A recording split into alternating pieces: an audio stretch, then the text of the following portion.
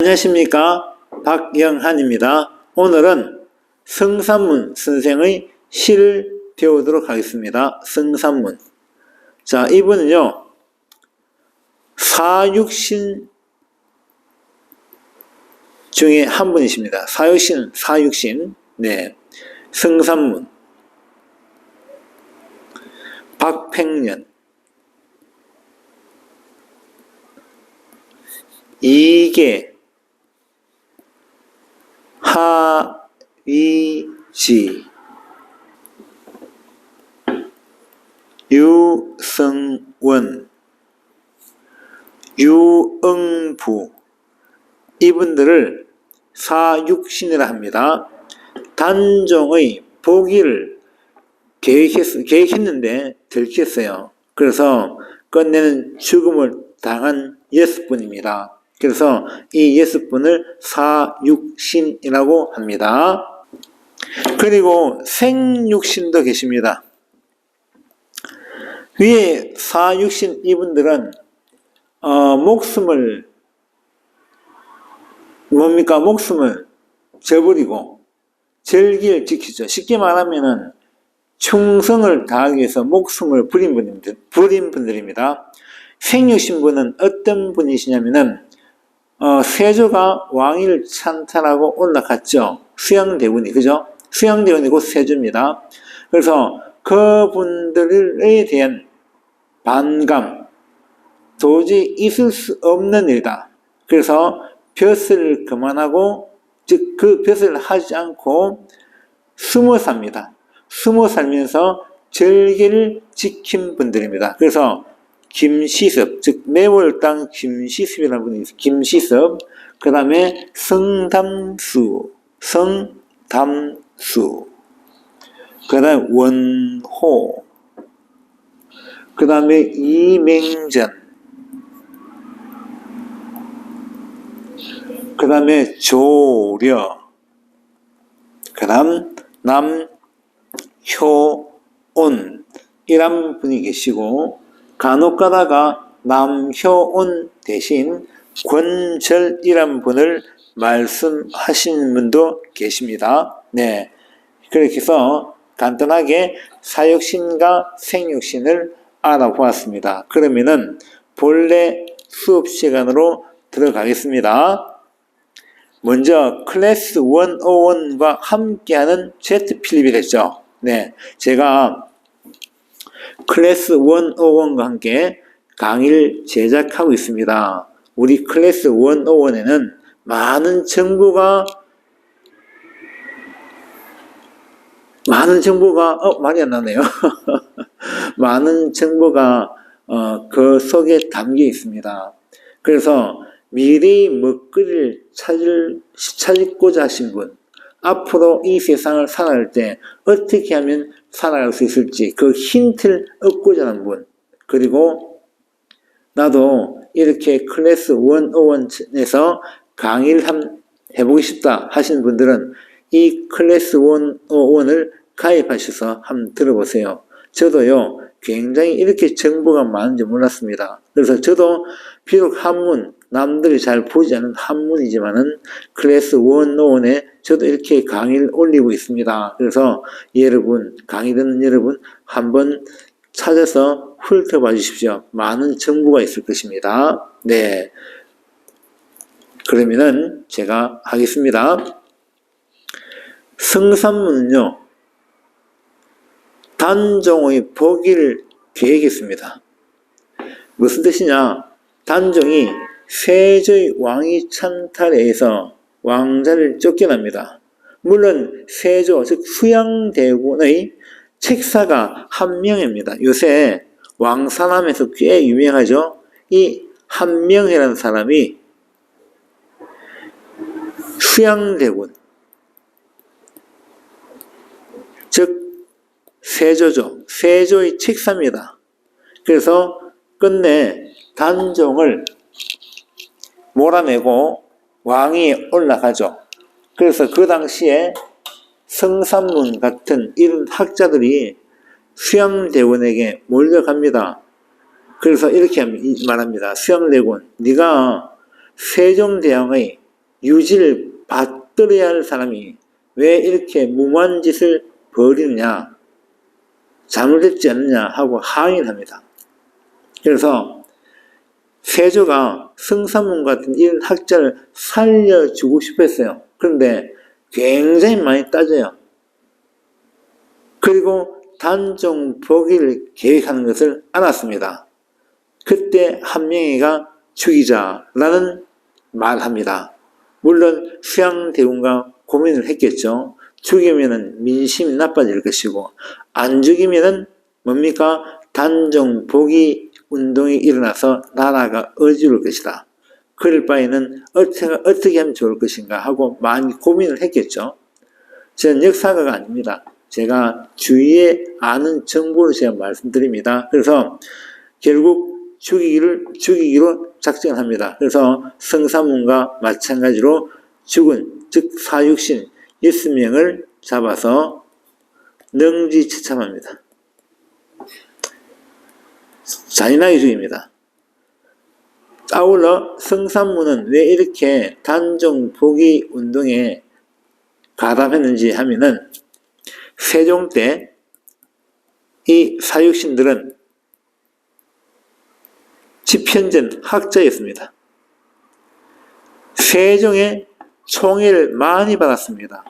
그리고 세종이 승하실 때 장자 상소의 원칙을 개성시키십니다. 그래서 장자 첫 번째 문종이 올라오죠. 그 다음 문종의 아들 단종이 올라오죠. 그때 수양대군은 그 당시에 봤을 때는 조금 뭡니까 신하들이 단종을 업신여기는 경우가 많았기 때문에 거기에 대한 반로라 할까요? 그리고 수양대군의 동생 안평대군도 왕의 자리를 탐내고 있었습니다. 그래서 이왕 이렇게 된 거 자기가 왕자리를 갖겠다 해서 찬탄하죠. 찬탄이고 찬탈입니다. 그래서 수양대군이 단종을 몰아내고 왕위에 오르죠. 그리고 영화와 마찬가지로 단종은 끝내 영월 땅에 유배를 가게 되고 거기서 마지막에 사약을 받습니다. 사약을 받았다는 기록이 있는가 하면 또 목을 뒤에서 큰 밧줄로 목을 뭡니까 졸라서 죽였다는 내용도 있고요. 어떤 게 맞는 건 잘 모르겠습니다만은 사약을 앞에 두고 목을 졸라 죽였다라는 말이 많습니다. 참 불쌍하게 돌아가시죠. 네, 그래서 요새 왕사남 영화가 인기가 많은 것 같습니다. 엄홍도 선생이 나오는데 그분 말고도 이런 분들의 시를 또 제가 한번 소개시켜 드린 겁니다. 한번 볼까요? 네. 이제 능지처참 당하기 전에 시를 적는 거죠. 절명시. 죽음으로써 죽기 직전에 내가 시를 쓰겠다는 뜻입니다. 격고 최인명. 자, 두자 석자씩 끊어 읽습니다. 격고 최인명. 격고. 북고자입니다. 북을 쳐서 사람의 목숨을 재촉하니. 쉽게 말하면은 형장에 끌려온 죄인들이 능지처참을 당하나 목을 베어 죽기 직전에 제일 먼저 북을 둥둥둥 칩니다. 그러니까 그 소리를 들은 성삼문은 각오를 하는 거죠. 그래서 적은 것입니다. 이제 죽을 시간이 얼마 남지 않았구나 라는 것을 알고요 적은 거죠. 북을 쳐서 사람의 목숨을 재촉하니. 됐죠? 북을 쳐서 사람의 목숨을 재촉하니. 됐죠? 네. 시시각각으로 죽음이 다가옵니다. 서풍 일욕사라. 서쪽 바람에 해가 길고자 한다. 무슨 뜻입니까? 서쪽 바람이 불어옵니다. 마침 해가 또 기울어 가네요. 그런 뜻입니다.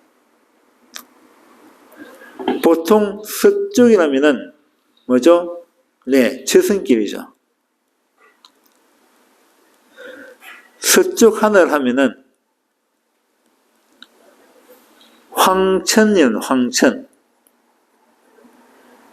바로 저승을 의미하죠. 그래서 쉽게 말하면 저승에서 바람이 불어온다.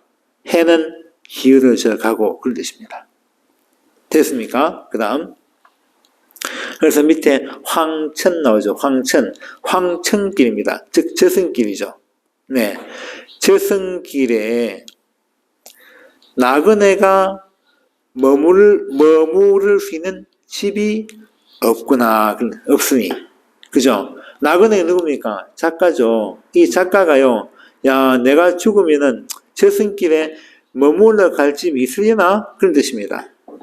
담담하게 얘기하겠죠. 야, 해가 니은 내려가네. 저승길로 가는 그런 길을 인도하는 해가 넘어가는구나. 이제 저승에 가면은 과연 내가 머무를 수 있는 집이 있을까? 하고 얘기하는 거죠. 그래서 그 다음 시가 나옵니다.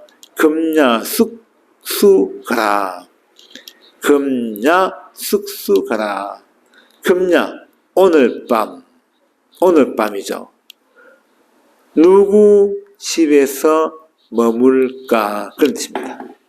내가 죽고 난 다음에 머무를 집이 있는데 과연 오늘 밤에는 누구 집에서 머물고? 그런 뜻이죠. 죽어서 머무를 집이 없다는 뜻입니다. 네, 그래서 죽음이 다가와요. 절개를 지키고자 죽음을 택한 겁니다. 누구에 대한 절기입니까? 단종에 대한 절기죠. 그리고 죽음 직전 시를 씁니다. 그리고 머무를 곳이 있을까 하고 눈을 감고 생각하겠죠. 깊은 시름에 젖어서. 맞죠? 네, 승산문은 이렇게 이 시를 찍고 난 다음에 바로 돌아가십니다. 능지지참입니다. 야, 대단히 굉장히 고통스럽게 돌아가시겠죠? 그래서 이런 시를 한번 소개해 드리는 것도 괜찮지 싶어서 말씀드리는 것입니다.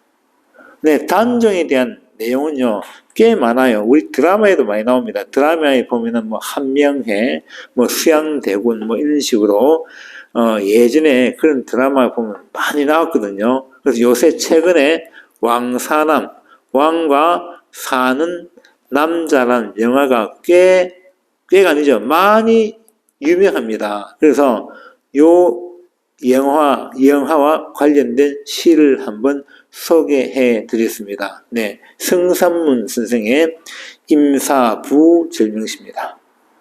뭐라고요? 임사 띄우고 부 띄우고 절명시. 임사부절명시.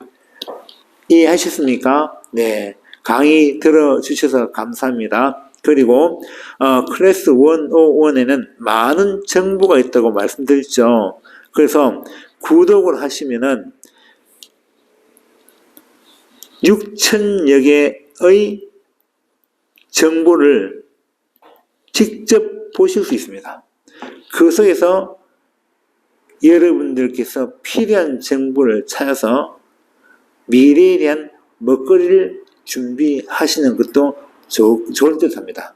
저는 그렇게 적극적으로 추천해 드리고 싶습니다. 저도 한문을 하지 않습니까? 국어와 한문을 가르치는데 한문을 이렇게 소개할 수 있는 기회를 잡지 않습니까? 여러분들도 그런 기회를 한번 잡아보시겠습니까? 보지 않겠습니까? 네. 여러분 강의 들어주셔서 감사합니다. 다음 시간에 뵙도록 하겠습니다. 고맙습니다.